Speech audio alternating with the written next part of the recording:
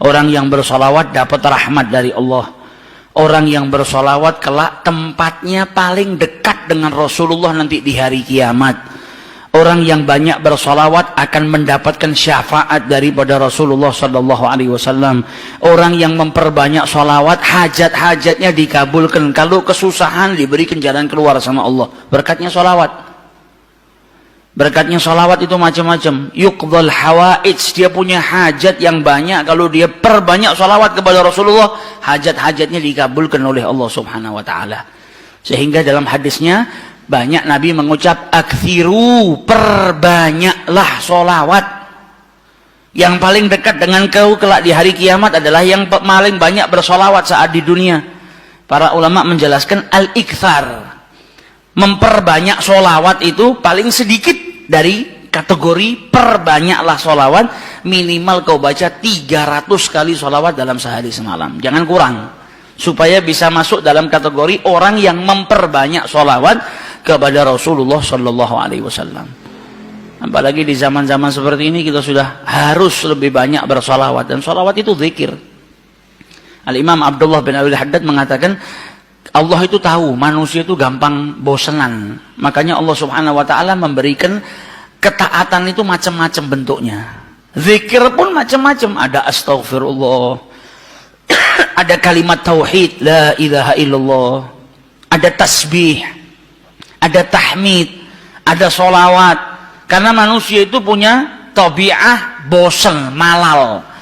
Kalau zikir itu cuma satu, ditakutkan dia nanti sumpek, bosen. Kalau bosen, akhirnya dia nggak memperbanyak. Tapi ketika ada banyak macam ketaatan, engkau bisa taat dengan sholat, engkau bisa taat dengan berzikir, engkau bisa taat dengan Allah Subhanahu Wa Taala dengan bersedekah. Macam-macam taat, macam-macam zikir ini menjadikan supaya kita tidak putus untuk ingat kepada Allah Subhanahu Wa Taala. Jangan sampai bosan. Pada dasarnya manusia itu cepat bosan, tapi bukan berarti terus saya bosan dengan istighfar, saya tak ganti ini. Jangan gantinya kita karena bosan, tapi diselang-seling supaya kebosanan tadi tidak timbul. Nah, salah satu yang harus kita perbanyak nanti di bulan Rabiul Awal, bahkan di hari-hari lainnya kalau bisa, yaitu sholawat kepada Rasulullah Sallallahu Alaihi Wasallam. Khususnya di zaman fitnah seperti ini, kita butuh banyak sholawat supaya dapat rahmat dari Allah Subhanahu Wa Taala, supaya kita diberi keselamatan oleh Allah Subhanahu Wa Taala, dan manfaatnya sholawat banyak sekali. Sehingga diceritakan dulu ada satu orang punya utang 500 dinar. Dia punya utang banyak sama orang, kemudian datang waktunya semua pada nagih, maka dia kebingungan, nggak punya uang. Akhirnya dia pergi ke salah seorang saudagar, dia pinjam uang 500 dinar. Diberikan sama saudagar tadi. Sebelum diberikan ditanya, kapan mau kau kembalikan uang ini? Maka dia berkata, insya Allah di tanggal sekian saya kembalikan. Uang itu diambil, dia bayarkan hutangnya satu persatu. Selesai dibayarkan tidak tersisa uangnya. Gak ada sisa modal untuk dia putarkan supaya bisa membayar hutangnya yang 500 dinar ini. Karena apa? Memang dia pinjam sesuai dengan kadar hutangnya.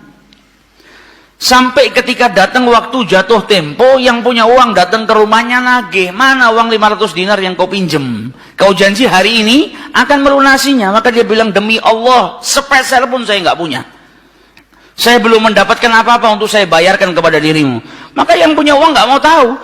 Engkau janji tanggal sekian mau kau bayar, sekarang sudah jatuh temponya, maka bayar hutangmu sesuai dengan ucapanmu. Dia bilang, saya nggak punya. Kalau begitu ayo pergi ke Qadhi, pergi ke hakim. Nggak benar ini perbuatanmu. Maka yang utang tadi dibawa sama yang punya uang ke hakim. Diceritakan perkaranya, ditanya sama hakim, kenapa tidak kau bayar hutangmu? Bukankah engkau berjanji hari ini akan melunasinya? Dia bilang, iya saya berjanji, tapi saya nggak punya uang. Saya bukan pengkhianat, bukan orang yang mau berdusta. Kalau berdusta saya akan bilang saya nggak punya uang. Nggak ada perjanjian di sini, nggak ada bukti. Tapi saya ngaku kalau saya punya utang dan hari ini saya nggak punya uang untuk saya bayarkan. Maka Qadhi berkata, apa? Kalau begitu kau melanggar janjimu, maka engkau harus dihukum, engkau harus dipenjara. Maka yang utang tadi bilang apa? Kalau begitu ya sudah. Kalau memang hukumannya saya harus dipenjara karena saya nggak bayar utang, ya sudah saya terima. Tapi tolong berikan saya waktu 1 hari. saya mau kembali ke rumah saya mau izin dengan istri dan anak-anak saya, besok saya akan kembali ke sini lagi dan masukkan saya ke dalam penjara. Maka sang hakim berkata apa? Bagaimana mungkin saya bisa percaya dengan dirimu? Siapa yang menjamin dirimu? Kalau ada yang menjamin kau bakal kembali ke sini, maka saya lepaskan. Dia bilang, ya Ghadhi, kalau saya niat lari sudah dari kemarin-kemarin saya lari. Kalau saya niat lari saya nggak datang ke sini, maka percayalah saya akan kembali di esok hari. Maka kata Ghadhi, jaminannya apa? Akhirnya lelaki tadi bilang apa? Jaminannya yang menjamin saya adalah Rasulullah Shallallahu Alaihi Wasallam. Maka sang hakim bingung. Maksudmu yang menjamin Rasulullah ini bagaimana? Dibilang, ya hakim, kalau saya besok nggak kembali ke tempat ini, saya bersedia ditolak menjadi umatnya Nabi besar Muhammad Shallallahu Alaihi Wasallam. Ini tidak main-main sumpahnya. Dan ini bukan sembarang orang, memang orang yang soleh. Dia bilang, berikan saya waktu sebentar, saya kembali kepada keluarga saya pamit dengan istri saya, besok saya kembali. Saya bersumpah, dan saya siap dikeluarkan dari umatnya Rasulullah, nggak dianggap sama Rasulullah kalau sampai saya berdusta. Maka si hakim tadi mendengar sumpahnya seperti ini, akhirnya dipercaya kalau begitu kembalilah. Maka dia kembali ke rumah, dia ceritakan kepada istrinya, dia minta izin sama istrinya, suamimu ini mungkin besok di penjara karena nggak bisa bayar utang. Kata istrinya, kalau kau dihukum penjara, terus apa yang bisa membuatmu keluar sekarang ini? Kok tidak langsung di penjara, kok bisa kembali ke rumah? Kata suaminya, karena saya mendapatkan jaminan. Dari siapa? Dari Rasulullah. Dia ceritakan, saya bersumpah kalau saya nggak kembali di esok hari, saya rela tidak dianggap sebagai umatnya Rasulullah SAW. Maka istrinya berkata, selagi engkau ini mendapat jaminan dari Rasulullah atau kau menjaminkan Rasulullah SAW, maka ayo kita perbanyak sholawat. Semoga Nabi besar Muhammad SAW benar-benar menjamin dirimu. Karena sholawat itu manfaatnya besar. Sholawat ini berkahnya luar biasa. Maka si suami sama si istri kemudian diperbanyak sholawat, membaca sholawat yang sangat banyak sampai mereka akhirnya tertidur.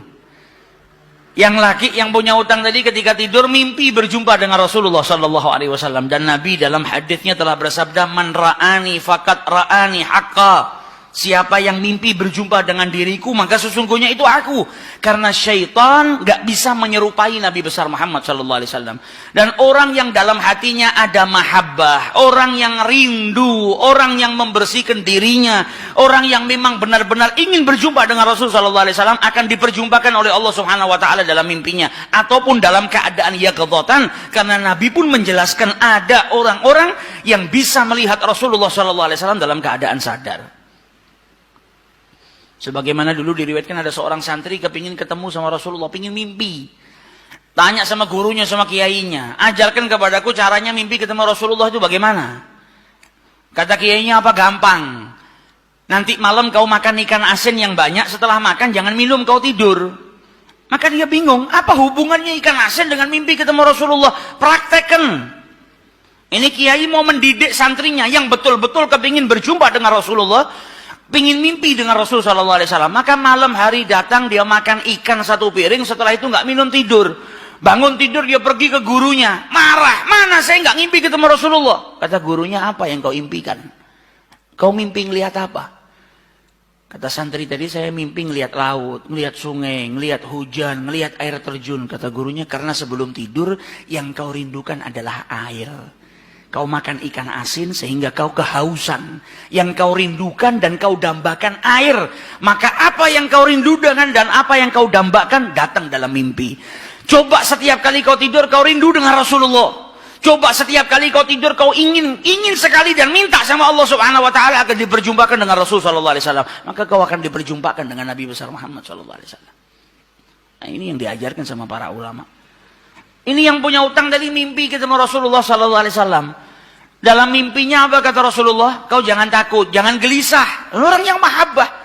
Baca sholawatnya bukan sekedar baca, tapi baca dari lubuk hatinya, baca dengan penuh kecintaan. Mimpi berjumpa dengan Rasulullah dan berkahnya sholawat tadi bisa menyelamatkan orang.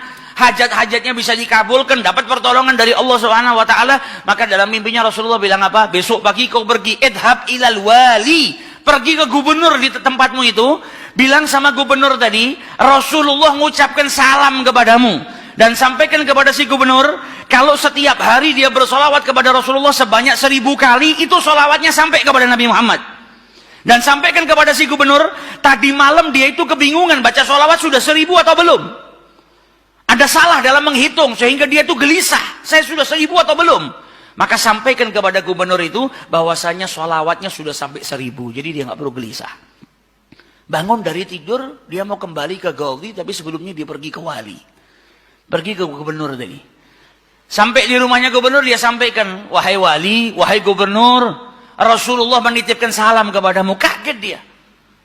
Orang yang selama ini dia solawati, gubernur ini gubernur yang cinta kepada Rasul Sallallahu Alaihi Wasallam.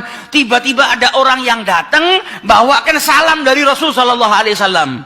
Nabi Muhammad berkata kepadamu, wahai gubernur, solawatmu yang kau baca 1000 kali setiap hari sampai kepada Rasulullah. Dan tadi malam ketika engkau kebingungan solawatmu itu sudah 1000 atau belum, ternyata sudah 1000. Nabi ngabarkan kau jangan takut, jangan gelisah, karena solawatmu seperti biasa, istiqomah kau baca, jumlahnya sudah 1000.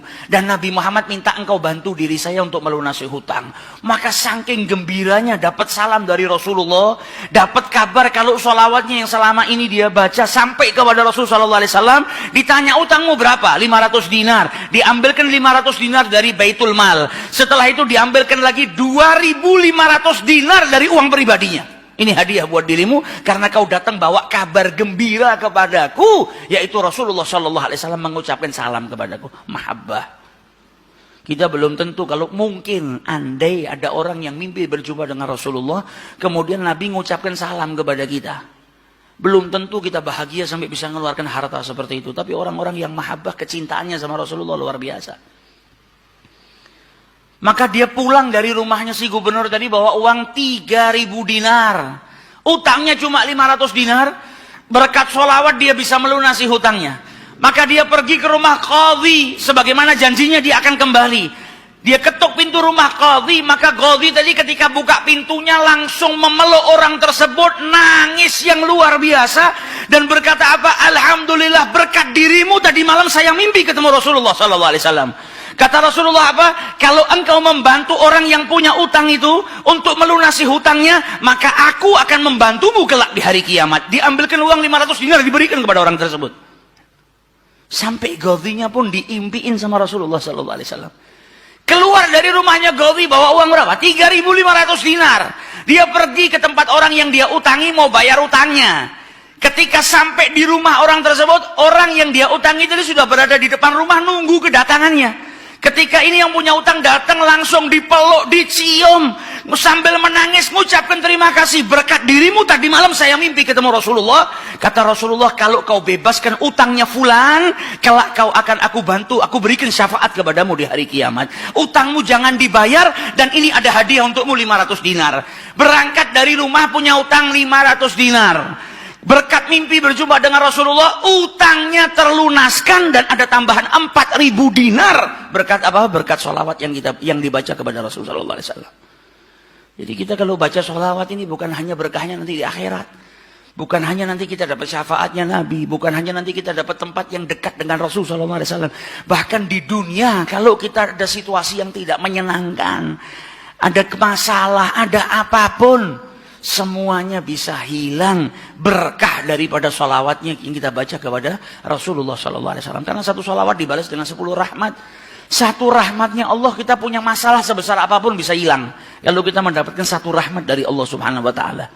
Sedangkan orang yang bersalawat kepada Rasulullah SAW, maka dia mendapatkan 10 rahmat daripada Allah Subhanahu Wa Taala. Maka dari itu datang bulan Rabiul Awal, ayo kita perbanyak sholawat kepada Rasulullah SAW.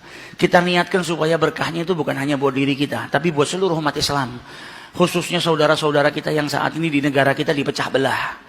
Setiap hari kita dengar isu, dengar sesuatu yang semakin menjadikan umat Islam itu terpecah belah.